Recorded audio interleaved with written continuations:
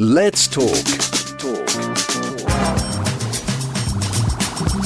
Charles Brown.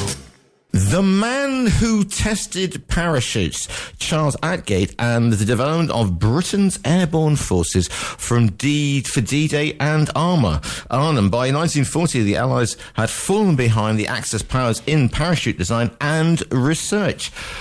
Others than a means of escape for doomed aircraft, the British regarded parachuting of little military value. Well, that was to change when the Germans used the Fallschirmjäger to devastating effect in the invasion of the Low Countries. What happened next is the incredible story of a very brave man indeed. The book is called The Man Who Tested Parachutes, and the authors are Andrew Colley and John Neil. Delighted to welcome them both onto the show today. Good morning to you, gentlemen. Morning. Yes, good morning. Good morning. Good to have you. Good to have you both with us, and good to see that you're safely on terra firma, and not sort of standing at the back of a Hercules about to sort of do the big jump. Absolutely. No chance. Right then, it's a really interesting thing because I haven't really thought about this before. Because as I allude to in the little introduction, then pre-1940, the parachutes are used to getting out a worst case scenario and a really worst case scenario and getting out of a plane if things go wrong. It just says a little thing about how far the Germans were pushing the boundaries of technology and warfare in 1940, because you have air power, the bomber always gets through, you have mechanized warfare, i.e. blitzkrieg, and then you have the Fallschirmjäger, who are the 1940 Fallschirmjäger are entirely different and beast to what's going to happen in 1943-44 when the Fallschirmjäger are used as basically infantry. So, explain a little bit about, and I don't know who wants to go first on this one, about the impact that obviously Fallschirmjäger had on modern warfare. Okay. So, Charles, I think it's really important to put this in context, okay, that obviously at this time, 1940, Britain was in fear of invasion.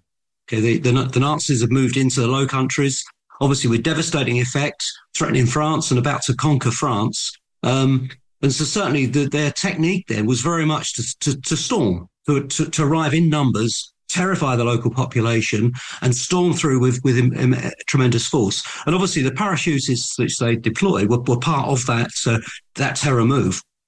Now, obviously, Britain was in a defensive footing. We weren't in a position of launching an attack on anybody. We were trying to defend our nation. So therefore, we had no real requirement for an equivalent force. But I think what Churchill realised was, though, that there was a morale issue here. The fact that this new form of warfare had been developed by the Nazis was proven to be so effective. The fact that we had nothing comparable. So I think his initial decision really was that, in fact, it was really more of a morale booster rather than actually as a practical force.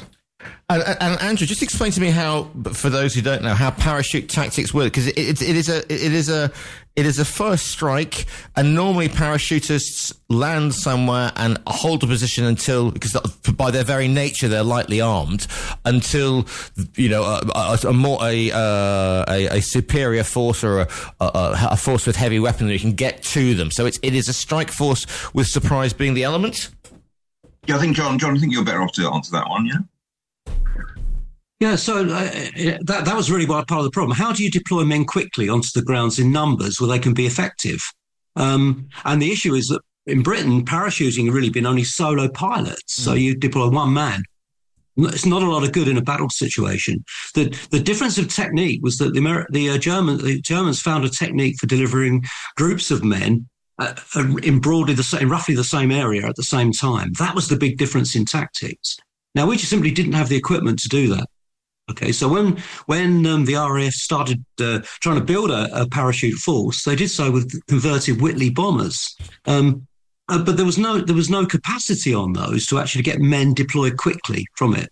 What they did, they removed the turret at the back of the aircraft, and they required soldiers to sort of burrow their way through the fuselage to that end turret. It was a very, very slow process, and it often left the men scattered over a long distance on the ground. So not very effective. That was the key difference between the Germans and the British in those early days. I can imagine if you're even trying to get out of the back of a turret on a level flight would be quite difficult. But if you're in a situation where it's at night, perhaps you're getting flak, then you're just going to end up everywhere. Why parachutists and not gliders, because I mean gliders would seem to be the more obvious thing, because there's a history, especially in Germany, of gliding. You know, it's the big thing in the 30s, aeronautics and all that, and that's a way of delivering a lot of men in the same place at the same time. So why did they look at parachutists rather than, because there is obviously famously there are glider regiments in the British Army. Yeah. Well, they began. I think they did. In short, and Andrew can come in on this, but in fact they did. What it was all a case of rapid innovation and testing, which is where Charles Agate comes in. Right. So in parallel with the testing of parachutes, they were actually testing gliders. Andrew, do you want to add anything on that? Well, I was just going to say, that because of certainly in the early years, 41, 42, because there were so many deaths amongst people being trained by Charles Agate, and people testing the parachutes, they did periodically pause the training, not for very long, while they investigated those. And there was thought to concentrate on gliders, and they did develop gliders, and they did use gliders at Arnhem extensively, as I think we know, and on D-Day. But the testing of parachutes, particularly at RAF Ringway, and the work done by Charles Agate to test those things was, a massive effort. I think there was something like 429,000 live drops between 1940 and 1945 in and around RAF Ringway, which is now, of course, Manchester International Airport. So tell me a little bit about because we've mentioned his name now several times. Is this Charles Agate? Is he the man who basically is the daring guinea pig behind the development of the parachute for infantry? Yes, Charles Agate, who was, incidentally, he was my headmaster at primary school in Surrey between 1966 and 1970. That's how old I am. And he had this extraordinary war record, which John and I uncovered, because although he was in a protected profession in 1939, he was a science teacher. Because of a breakdown in his family, he volunteered for the RAF, abandoned his protected profession. He wanted to become a pilot or a gunner, although he'd never been in an aeroplane before. And then he saw a notice at his officer training unit that people wanted to test equipment, parachutes, techniques. And he thought, well, I'm going to do that. And I mean, I think he was desperate, really, because he'd lost everything. So he then became the primary tester and trainer. And he was a very fit man. He was a PE teacher, a rugby player, football player. And over that period, he made, as you will have seen, 1,601 jumps during the war, which is far more than anyone else. Sometimes 16 in one day he did, whereas the recommended maximum was 3. He did 75 in 1 month, extraordinary. That's kind of almost 2.5 a day. And he just carried on and on. And in fact, as you will see in the book, it became a bit of an addiction and an obsession for him. I mean, in a list of professions that are not going to get you a decent insurance premium, perhaps, being a tester for because now obviously people are flinging themselves out of aeroplanes on a regular basis. Tandem jumps, the whole sort of situation, and it's kind of been, it's a very, very sort of safe thing to do if you do it properly. And yet here we are. I mean, I know that there are huge technological advances made during or because of the nature of what's happening in the Second World War. But this is uncharted territory, and he's got to test things like how heavy, how much they can take, presumably heights that are safe to drop from, et cetera, et cetera. So, I mean, yep. How is he compiling? Yeah, sorry, off you go, sorry. He once jumped from 80 feet. 80? Virtually 80 feet? Which is virtually a fatal jump, but he survived. I think he was injured on that one. And he tested, he had sandbags tied to his legs to simulate a hard landing. He jumped at night into freezing water to test these new clips for getting the parachute out to stop people from drowning. He carried, skis and equipment. And what's interesting is that a lot of his testing was filmed and photographed by Frank Muir, who, of course, became a television personality in his own right after the war. Why was Frank? I mean, was Frank Muir? And I don't want to go down that particular rabbit hole, but was he in the Ministry of Information making propaganda films, or just films for for military instruction? John. Yeah, it was a bit of both, actually.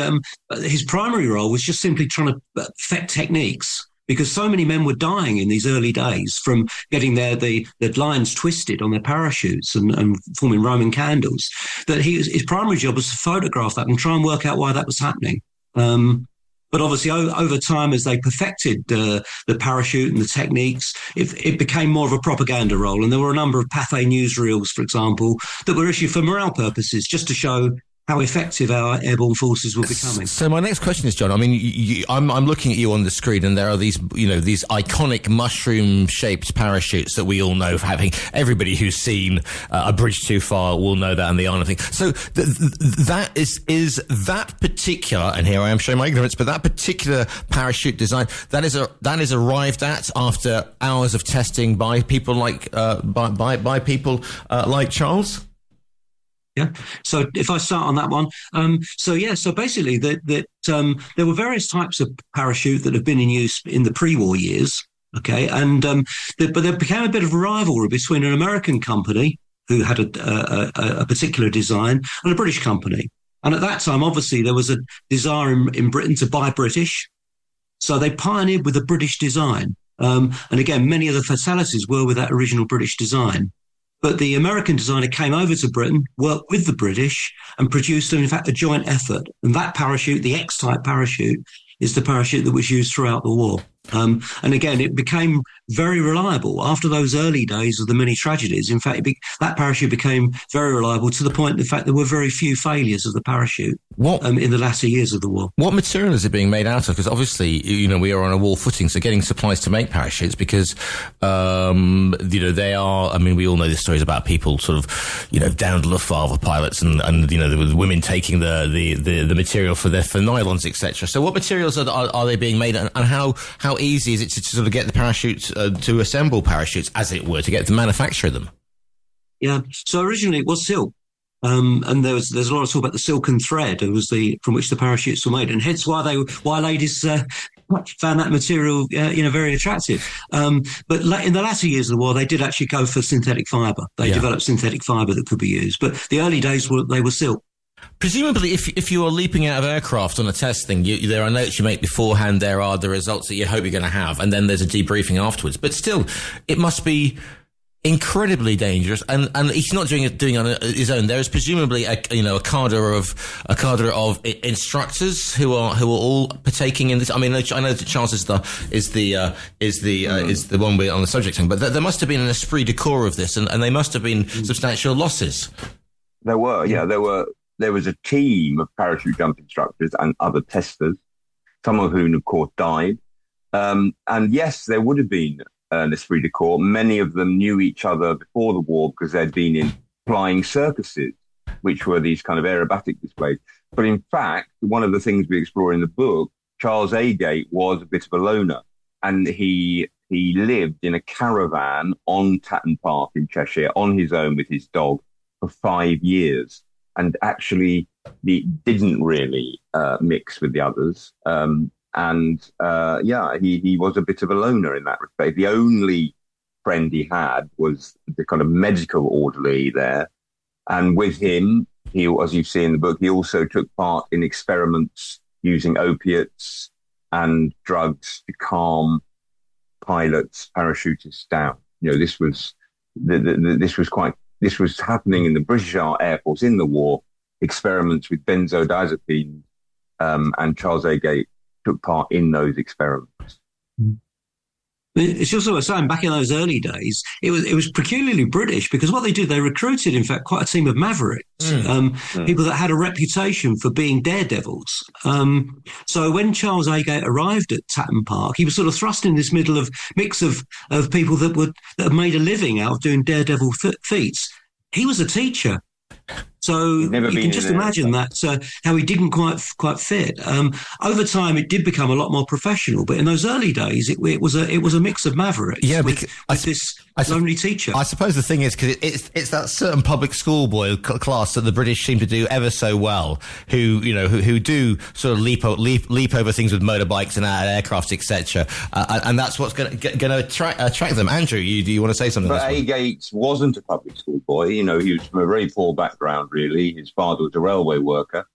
But he did, you're right, Giles, he found himself amongst that sort. And I think it was quite difficult for him sometimes because he did not have those advantages, Does the work that he researches with, does it help in terms of actual deployment? Because again, we think last year we had the 40th anniversary of Market Garden, and there's iconic shots of them all landing at Arnhem and D-Day as well, Pegasus Bridge, etc., with all the other things like that. But and the jumps there.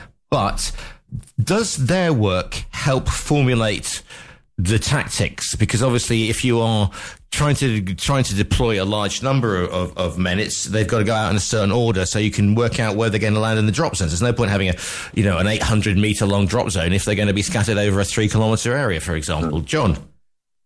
Yeah. I mean, there's a lot of discussion really about how effective the airborne forces were in the Second World War and how effective they've been since. But I think certainly people from the parachute regiment and those associated with it would argue really strongly that, in fact, it was made a tremendous difference in the war. And in fact, the tactics that were evolved there haven't really evolved that much. So in fact, there's still similarities in terms of how parachutists are deployed today. But it's a huge amount of innovation in a very short period, because it went from a standing start in 1940 to becoming an effective force in 44. Can we talk just quickly, because we're talking about, everything's about mass deployments and the whole thing. SOE, because I'm currently on a Christine Sarbeck kick at the moment, the famous, you're smart. And a lot of them were bought in light aircraft Lysanders and dropped off, but an awful lot of them were dropped low-level parachutes, especially sort of radio operators, etc. I mean, presumably, if you are jumping from 80 feet, that sort of information, and also if you need something to keep you awake for a few days, again, that information is going to be absolutely vital for SOE and A secret, and also the Jedburghs and people like that. Andrew? Yeah, I mean, Charles Agate trained more than 600 SOE agents, men and women, and also tested the effects of carrying skis, heavy radio equipment, this sort of thing for them. And then he was also a dispatcher. He went with them on their flights and dispatched them. So they did have this very close relationship with the SOE. And in some cases, obviously, as a dispatcher, Charles Agate, as we say in the book, his was the last friendly face they saw, because sadly a lot of them didn't make it very far when they got on the ground. So yeah, there was a particularly in, I think, 1943, 1944, there was a lot more involvement with SOE. Tell me a little bit, because obviously the war ends. Spoiler alert for those out there. And a lot of people have a terrible time adjusting, because obviously things like counselling and PSTD, they're not options in 1945, 1946. You're just, and we are of the generation, gentlemen, that now we wish that we'd spoken to our grandfathers an awful lot more about this, because at the time we just went, oh yes, fine, he's going on about, when they did talk about this, what they did in the Second World War, they didn't mention it very much, and we didn't really listen. And for a lot of people, it was the way to deal with what you had been through was just stiff upper lip, have a cup of tea, calm down, and get on with it. So because that is a subject of the book as well, isn't it? About how Charles adapts or doesn't to civilian life. John? Yeah. You're absolutely right. I mean, Charles Agate saw 22 men die in front of him, in fact, through parachute accidents. So the impact of that, it's just hard to imagine, because these are brave men that they've gone through their training, they're supremely fit, and yet they die in an accident in front of you through an equipment failure or a failure through them to follow the training they've been given. So that must have had a tremendous impact on him. Obviously, with Charles, the other issue had been that he'd separated from his wife. So there was that also, that one of the reasons he'd been living alone in that caravan up at Tatton Park was because he had actually been separated from his wife. So when the war was over, coming back to reality, going back to his wife, you can imagine the effects of that. He'd always been a daredevil. We traced his nephew, who told us a remarkable story about even when he was a teacher, in fact, that he took him out with an air gun and they were shooting out street lamps. It's not the sort of thing that you'd imagine a head teacher doing. But clearly he still needed that escape. And Andrew, do you want to say a bit more about his later life? Because you're at primary school with him, and obviously, when you're a boy in small trousers, if you'd known, did he talk about this whatsoever? No, he didn't. Right. All we knew about him. He was a remarkable teacher and a remarkable head teacher. He was very charismatic. Did lots of very eccentric things. Didn't follow the rules. But all we really knew about him was that he was in the Guinness Book of Records in the 1960s for having done more parachute jumps than anyone else in the war. But there was very short entry. And it was only through writing this book that we found out about him. And yes, we found out after the war he did effectively have what we might now call PTSD. He was very, very in distress. We worked very closely with his daughter over the book. Sadly, she died before Christmas. And, he clearly had some kind of breakdown in the late 1940s. But then he got himself together so that he did become this very inspirational head teacher. But then, as you will see if you read the end of the book, he, in the end, did have a very sad and tragic death when we think perhaps this war trauma caught up with him. So what's the spark? We all, of our generation, we all remember teachers had done something during the war. We did, he was in Wellington's, okay, and made jokes about boots or something. But, what was the spark then? How did you two sort of meet and get together and research and write this book? Well, firstly, we've known each other actually since 1969. I was at Charles Agate's primary school and John was at the neighbouring primary school in a different part of the village. And we knew each other through football. Then, at the beginning of lockdown, we're all looking around for things to do. And I had this old photo of my class. So I created a Facebook group saying, wonder where everyone is now. Nothing really happened, about 15 members. But what I began to notice was that people all wanted to talk about Charles Agate. So I changed the name of the group to the Agate Years, and suddenly it exploded, and everybody had a wonderful story about him. And John, you knew about him through the book you wrote about the school, didn't you? That's right. Yeah, my daughters went to the school, although I didn't. My daughters did, and again, he was quite a legendary figure. And again, it was this whole thing that everybody had these marvelous anecdotes about this remarkable man. And it was just that we just said we need to know more about him. And we found an old article in the Surrey Mirror that told us a bit more, and it led on from there. And then the two of us got together and said we should write his biography. And the rest. And we found that John uncovered this extraordinary 1974 BBC Radio Brighton, I think it was, John radio interview with Don Durbridge, which was quite an extensive interview, which kind of opened a lot of doors to his to his past life, because he had not talked about his past life in the army very much. You mentioned his daughter. What was the family's reaction when he said we're going to write a book about your father? Well, she was very delighted. It took a little bit of time, I think, to gain her trust. But John and I travelled down to Epsom 3 or 4 times, I think, in 2022, 2023, to interview her. She herself was a model in the 1960s in London, so quite a character herself. And she gradually sort of opened up. And she told us a lot about him, and obviously we and John in particular did loads of research about the military side and the historical side. And then people would come forward. Sadly, there are very few people left now. We did discover, just as we were finishing writing the book, that his old sergeant was still alive and living at the Chelsea Hospital. but we couldn't interview him because he was so old and frail, and then he died. So, I think there probably are some people out there, particularly women from the WAF parachute packers, who probably did work with him and knew him, but it's very difficult to uncover these people. John, what are you hoping that people are going to take from the book, The Man Who Tested Parachutes? I think the main sort of strapline we've given for the book is really about an ordinary man doing extraordinary things. And I think it's very easy when you look at old people and you just see the old person and not realise, in fact, what that person was in the previous life. And really, for those of us who've never known war, the idea of a man who was a settled, primary school teacher, senior school teacher with a young daughter should suddenly volunteer to do a job like this and put himself at risk.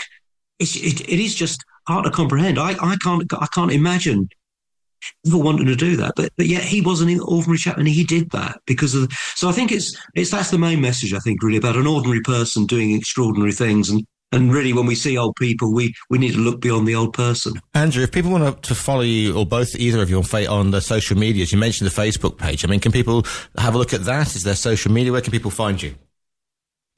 Well, there's a Facebook group called Merstham Primary School, the Agate Years. John and I are both on Facebook. John, you've done a bit of the social media for the book, haven't you? Yeah, we have. We've also created a website, in fact, which we've not formally launched yet, but in fact to sort of support the book. We've also put together a reel as well, a YouTube video, in fact, again, which sort of provides a sort of potted history of the book. What we've really done, we put all our effort really into the book. And obviously our launch of that is next week at Tatton Park. But again, what we'll do once we've formally launched the book, in fact, we'll be going forward on the web-based publicity. Yeah, and Pen and Sword, who are our publishers, Pen and Sword, but they are doing a lot on Instagram, Facebook. They have several Facebook and Instagram under Pen and Sword. Pen and Sword are excellent. We feature them quite a lot. You can also, listeners, or pre-order the book via our own virtual bookstore. Just go onto the bookstore. You'll see a photograph of or the front cover. Just click on that and you can pre-order it. This book is called The Man Who Tested Parachutes. It's by Andrew Colley and John Neil. Gentlemen, thank you so much for your time today. Thank you, Giles. Thank you. Yeah, thank you. Bye-bye. Bye-bye.